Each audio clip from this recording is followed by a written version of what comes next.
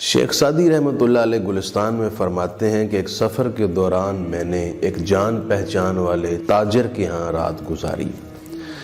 وہ تاجر مجھے رات بھر اپنی تجارت کے قصے اور کہانیاں سناتا رہا۔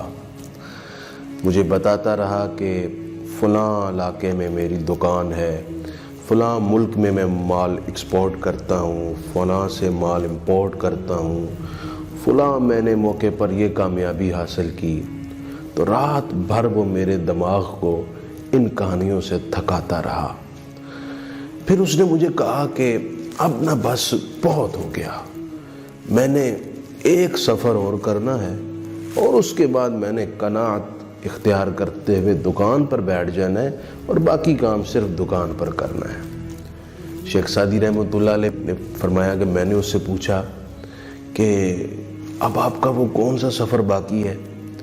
تو وہ کہنے لگا کہ میں نے بس اب اتنا سا سفر کرنا ہے کہ میں فارسی گندھک لے کر یہاں سے چین جاؤں گا، کیونکہ مجھے معلوم ہوا ہے کہ چین میں اس کی قیمت کافی ہے۔ تو چین سے میں چینی برتن خریدوں گا اور پھر میں چلا جاؤں گا روم میں۔ روم میں یہ چینی برتن فروخت کروں گا اور وہاں سے میں رومی کپڑا خرید کر ہندوستان جاؤں گا اور ہندوستان میں رومی کپڑا بیچوں گا اور وہاں سے میں نے فولاد خریدنا ہے۔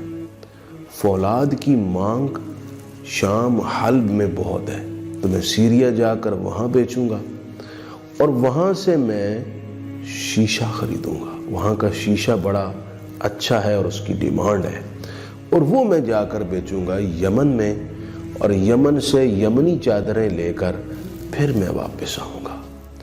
شیخ سعدی رحمۃ اللہ علیہ اس شخص کے اس مختصر سے سفر کے بارے میں سن کر بڑے حیران ہوئے اور وہ کہنے لگا حضور بس آپ اس سفر کے لیے دعا فرما دیں، اللہ تعالیٰ میری یہ آرزو پوری کر دے۔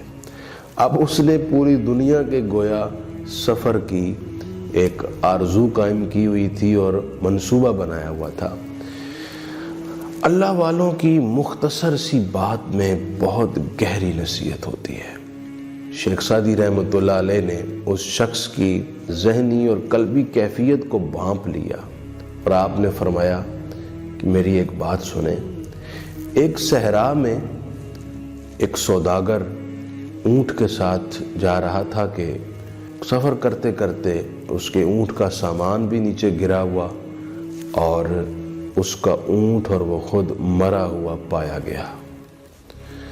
یہ بات کر کے جہاں آپ نے ایک بڑا لطیف اشارہ دیا، وہاں یہ بھی ارشاد فرمایا کہ دنیا دار شخص کی ہوس اور حرص کو یا تو قناعت پر کر سکتی ہے یا قبر کی مٹی پر کر سکتی ہے۔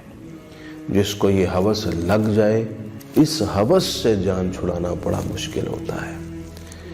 نبی کریم صلی اللہ علیہ وسلم کی خدمت میں ایک دیہاتی نے عرض کی یا رسول اللہ میں امیر بننا چاہتا ہوں۔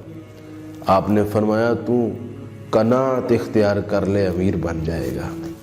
اور آپ صلی اللہ علیہ وسلم نے یہ بھی ارشاد فرمایا من قنع بما رزق دخل الجنہ، جس شخص کو اللہ تعالیٰ نے جتنا رزق دیا ہے وہ اس پر قناعت کر لے، اللہ تعالیٰ اسے جنت میں داخل فرمائے گا۔ رزق کے لیے محنت ضرور کی جائے، لیکن رزق ہی مقصد حیات ہو، یہ عمل وہ ہے جس کا ہمارا اسلام حوصلہ افزائی نہیں کرتا۔ قناعت بہت ساری بیماریوں اور پریشانیوں سے نجات کا باعث ہے۔ اللہ ہمیں قناعت کی توفیق بخشے۔